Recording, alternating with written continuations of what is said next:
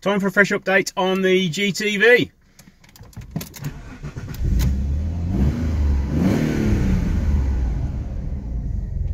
Unfortunately, this is a customer's car and not mine. Update on the GTV. Engine's now back in, but in this video you won't be seeing it go back in because I've done so much on the engine it would have been too much to fit it into one video. So there'll be another video next week showing the engine going back in. I am still waiting on parts for it, so it is sort of down tools on it at the moment. But yeah, here's the video. Hope you enjoy it. Thanks for watching. Please like and subscribe and comment below if you have any questions. Okay, on to refitting the oil pump. So we can start getting the rest of this engine back together now. I have done the cam belt. I will be doing that all in a separate video.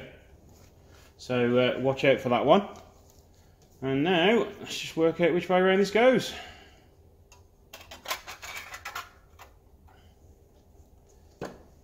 Just clean up both the surfaces.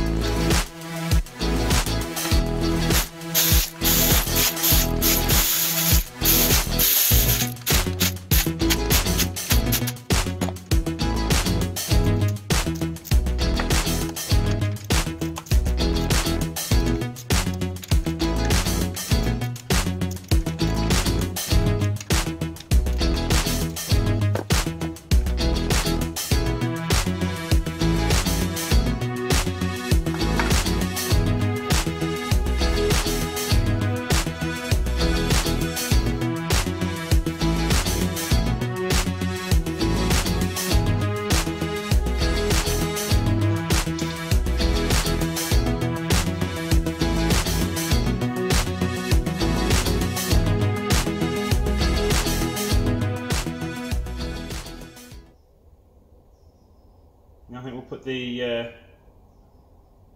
bracket on for the alternator and get that fitted. I have got a cleaned one somewhere.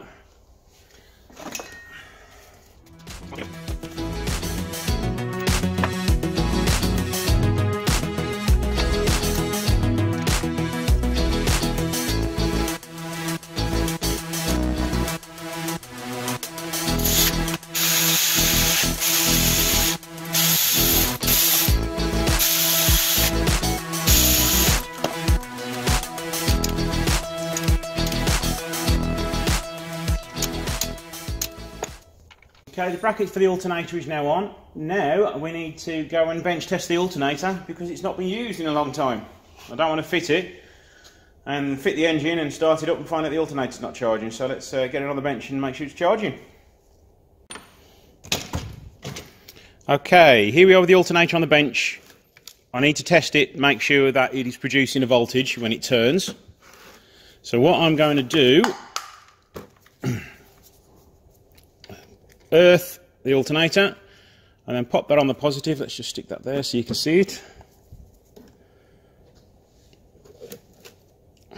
Make sure that you can see that on the screen. Try that, there we go. Then pop my impact on the other end of it.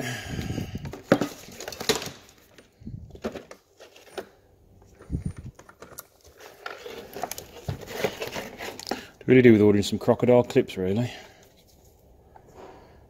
Okay, as you can see, millivolts, it's not doing anything really, it's just fluctuating ever so slightly. And now we'll turn the alternator.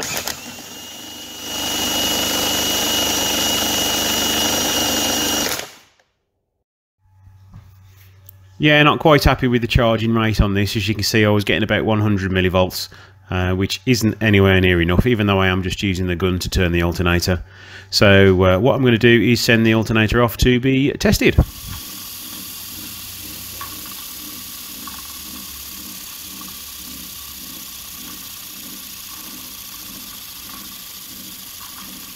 Now, is that noisy because it's just not been used in 11 years? Or is it noisy because the bearing's on the way out because it's not been used in years? Right, okay, I've just dropped the alternator off to this fantastic guy in Birmingham who's going to have a look at it for me. So I just wasn't quite happy with the charging on it. It seemed to be a bit intermittent, and the bearing on the alternator, it seemed a little bit noisy, and I didn't want to go through all that effort and have an alternator which was no good. So there's going to be a slight delay on getting the alternator fitted. So now I'm going to fit the oil cooler back on. I know that the oil cooler is leaking, but I still need to fit the pipes anyway, and I am going to upgrade the oil cooler eventually. So there's not much left to do at the moment on the engine because I am still waiting for quite a few parts to come. I've got the engine covers changed. I need to paint the plenum and the front coil pack cover. So we are nearly down in tools on this one for a bit. So let's get the oil cooler back on.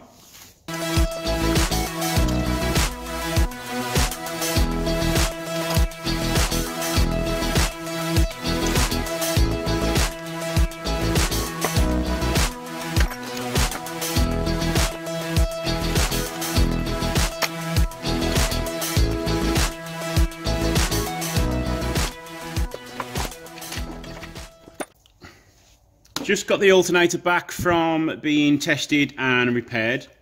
The bearing on it was a little bit noisy and it wasn't charging correctly, so I took it to a very nice guy in Birmingham. I will insert a video of him testing it once he'd repaired it. Cracking bloke, loads of stories, interesting guy. I'll be using him again, without a doubt. That's your thingy here. That's your voltage, yeah? Yep. Which he will show you when we start spinning it, yeah? Yep. And then we got this one. We got this one as well, which is the power. Now when I put the power on this, you will see a couple of lights on this, which is this. Can you see that? Yeah. Now when I get this spin up, that battery light should go off, which we didn't have it before, if you remember. No, yeah. Then this should go up, which is showing charging as well, yeah? Okay, you ready? Yep. Let's go ahead then, please.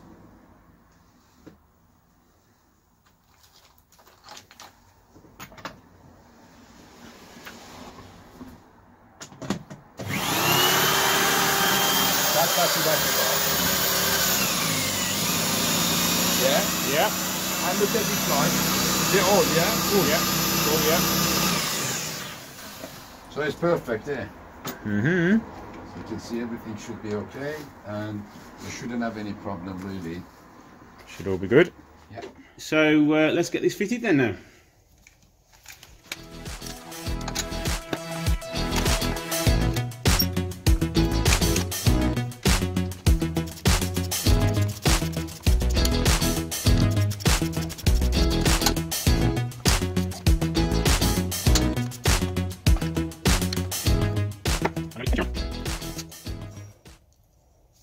Okay, let's just fit the bearing, and then we can put the power steering belt on.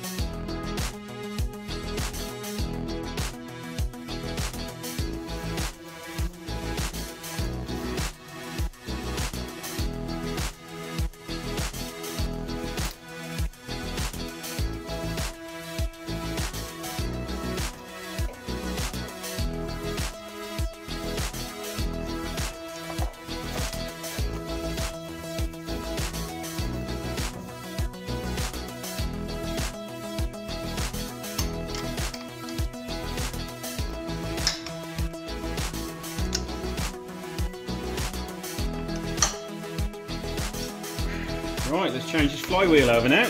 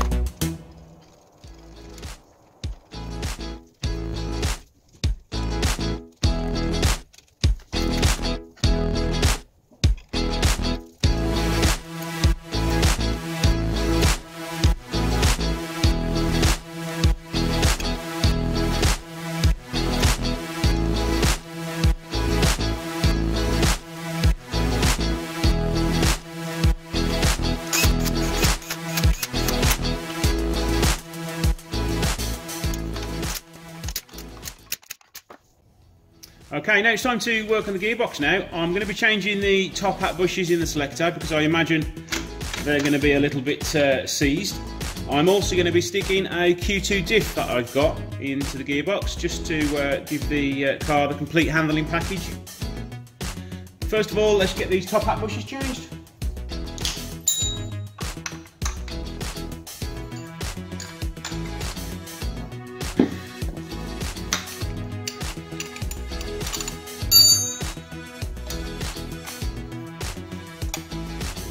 Just a 17mm nut holding it on. It's exactly the same setup on your 147s and your 156s for the top hat bushes to be changed. Also, just remember before you take anything out, you just remember where this gear selector is. Because if you put it back in a different spot, your gears aren't going to be the same. They're going to feel funny and off centre.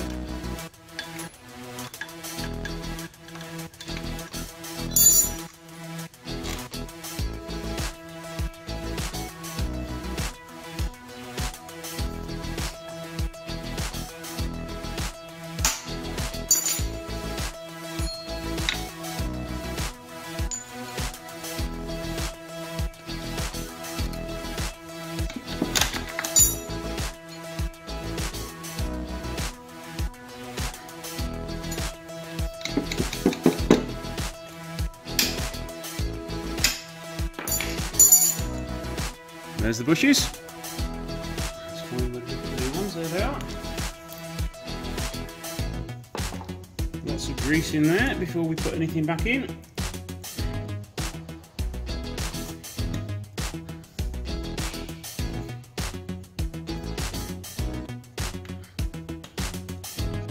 If this part is covered in rust or heavily rusted, you will just want to give it a rub down with some sandpaper to clean it all off. Because it can drag with inside the bushes and make the gear change a little bit tough. So I'm just going to wire brush this up a little bit. Now a nice amount of copper slip. Oh, missed a bit.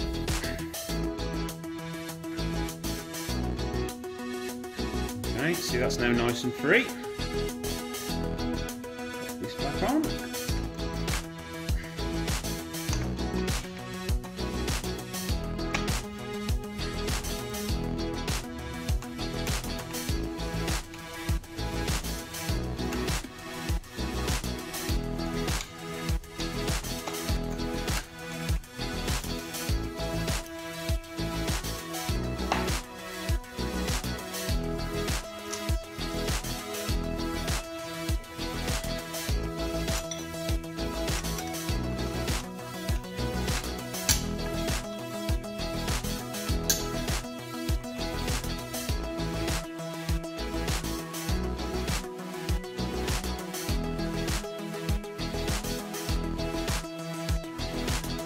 Now onto the differential housing. I'm going to remove this to get the standard diff out. You do need to remove these two side drive shaft securing seals, and then you've got 17mm bolts. I think you've got 4 of them, and then you've got 13mm bolts dotted around the gearbox. So let's get those off now. I have already drained the fluid out the gearbox. Start with the 17s first.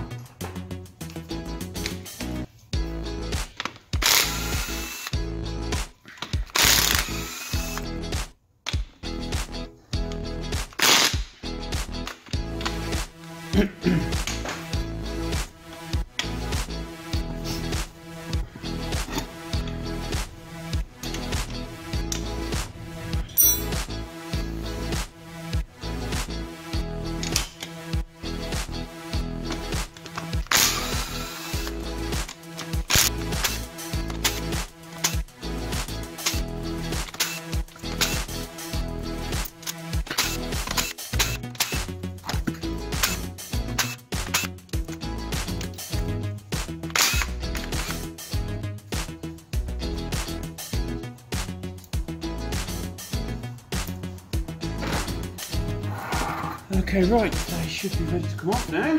Let's see if I can get this out first.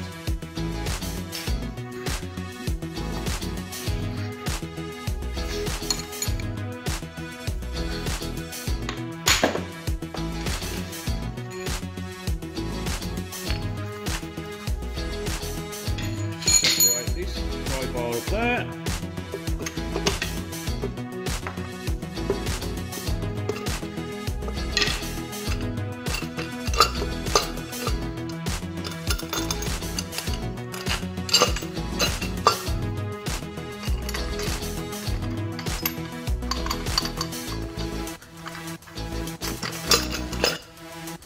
There we go, that's your differential in there now. Let's just pop this over here. I've got some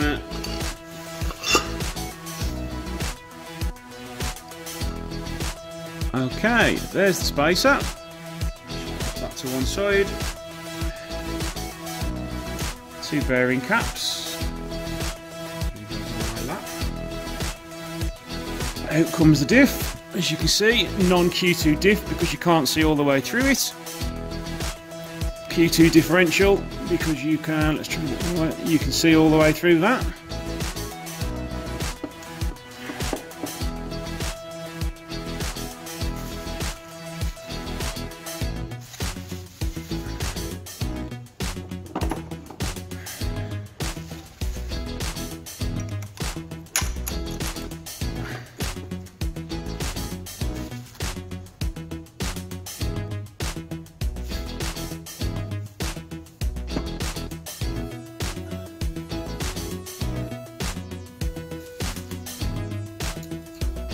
Spacer back in there.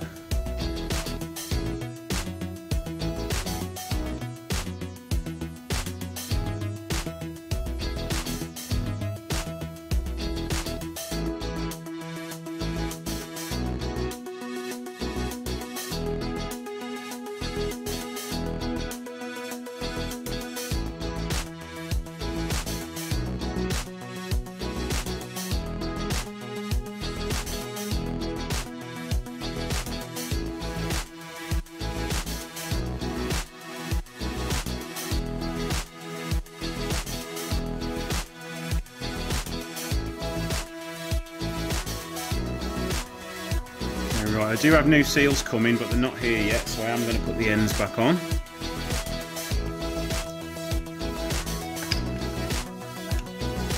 They do only fit one way around, so make sure you do that right.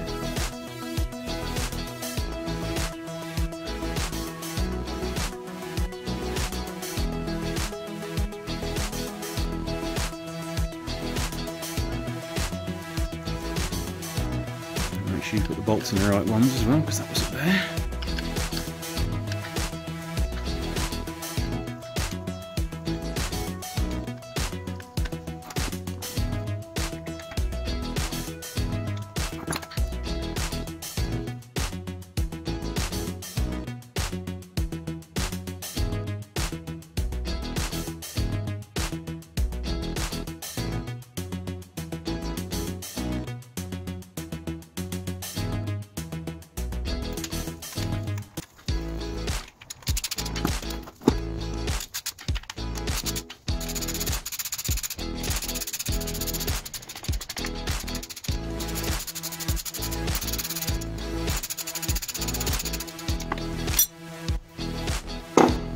tighten these up now so I can check, see if there's any end float in the differential, and we seem fine. There's no movement in that at all, so that should be nice and steady now. And now we can put the clutch on.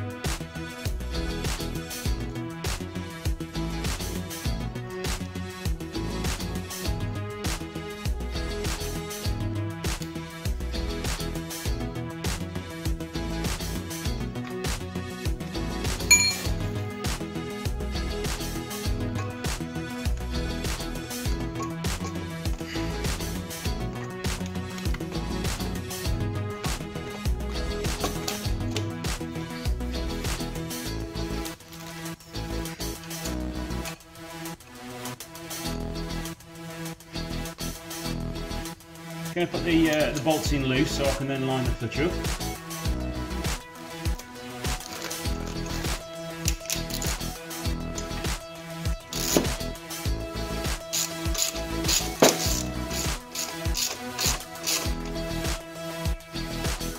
It's sitting on there now. The clutch plate wasn't popping into the locating lugs very well.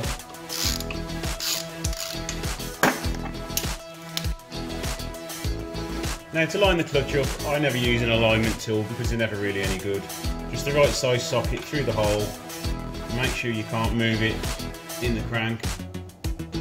And there you go, that's nicely lined up. You can also visually check it inside and make sure that's all lined up, and it looks pretty spot on to me. So now we can tighten it up a little bit.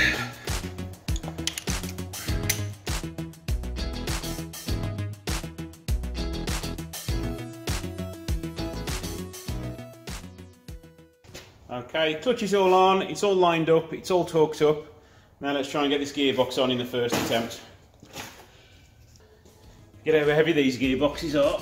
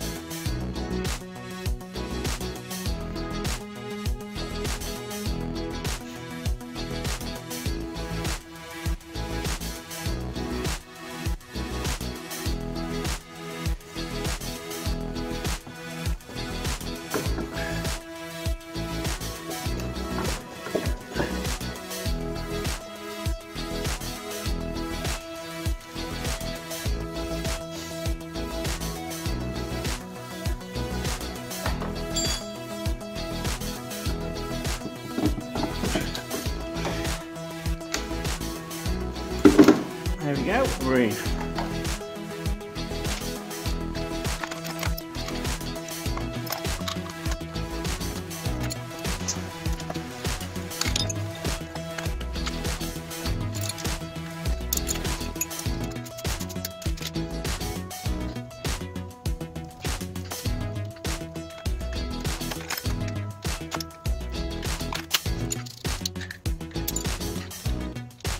Okay, the last thing to do is make sure that the clutch engages. So give that a little tap with that hammer and you'll feel that that'll engage. And now we just need to tighten all the bolts up.